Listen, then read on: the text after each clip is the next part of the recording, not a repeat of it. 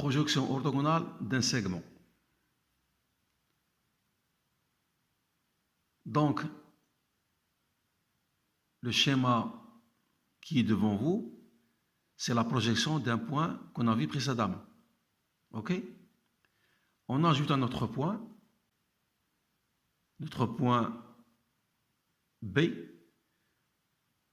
Ce point B se trouve dans l'espace d'une position aléatoire. OK? Qui forme un segment AB avec le point A. Donc le segment AB se trouve d'une position quelconque dans l'espace. Une position quelconque veut dire que si je projette ce segment dans le plan, ou bien sur le plan de frontal, il nous donne un segment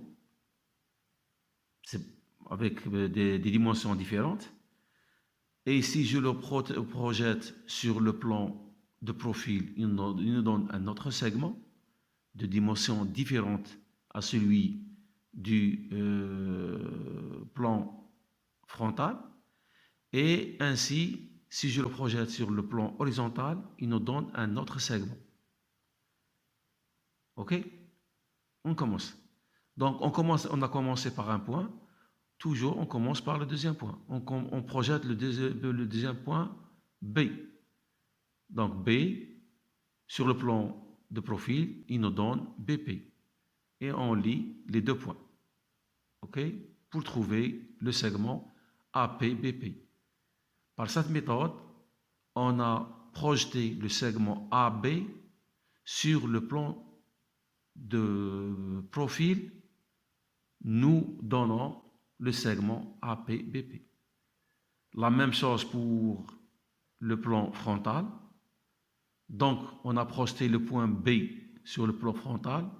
Il nous a donné le point BF.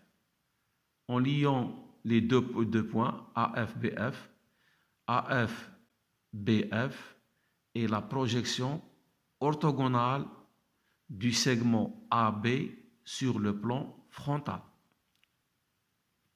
ainsi que dans le plan horizontal. On projette le point B sur le plan horizontal, nous donnons le point BH, en liant le point AH avec BH pour former le segment AH-BH. Donc, le segment AH-BH est la projection orthogonale du segment AB sur le plan horizontal. OK? Donc, la même procédure, on coupe notre système de plans au niveau de l'axe X. On coupe notre système de plans au niveau de l'axe X pour que les trois plans soient sur le même plan, si vous voulez.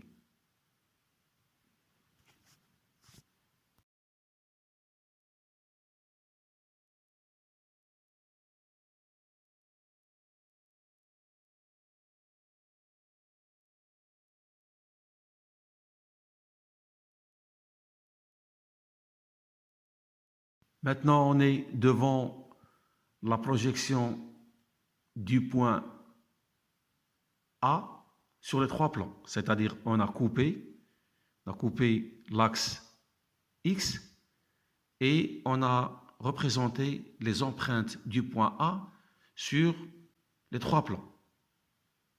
La même chose pour le point B. On représente les empreintes du point B sur les trois plans. BP formant le segment AP-BP. BF formant le segment AF-BF. Et BH formant le segment AH. On trace les lignes de rappel par la méthode de la ligne de 45. Voilà. On enlève les plans et on obtiendra l'épure d'un segment de droite. OK? On fait la même chose pour un plan.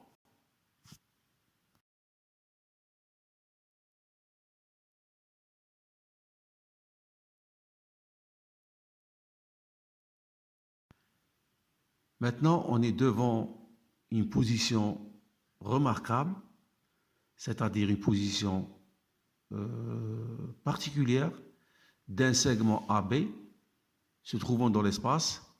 Cette position remarquable se résume sur la parallélité de ce segment au plan frontal et au plan horizontal.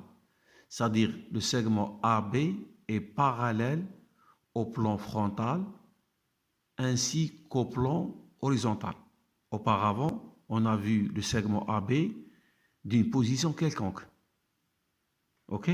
Maintenant, ce segment, il est parallèle au plan F et au plan H. On essaye maintenant de projeter ce segment AB sur les trois plans. Donc, la projection du segment AB sur le plan frontal nous donne le segment AFBF. Avec les dimensions de AB sont les mêmes que celui de AFBF parce qu'il est parallèle au plan de projection. OK? La même chose pour le plan horizontal.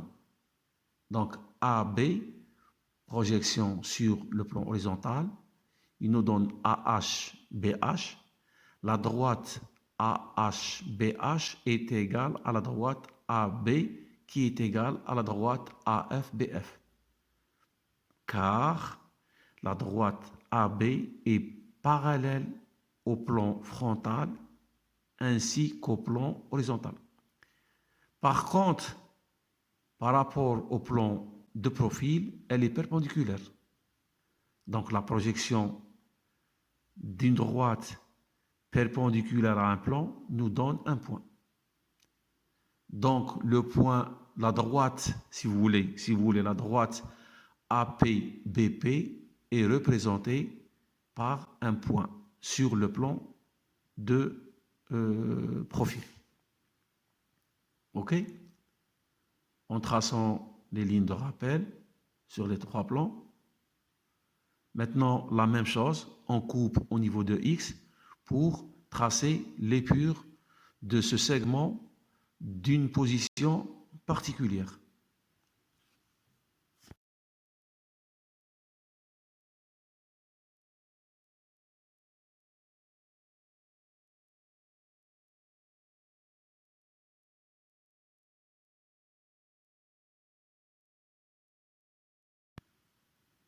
Donc, on est devant notre segment d'une position particulière et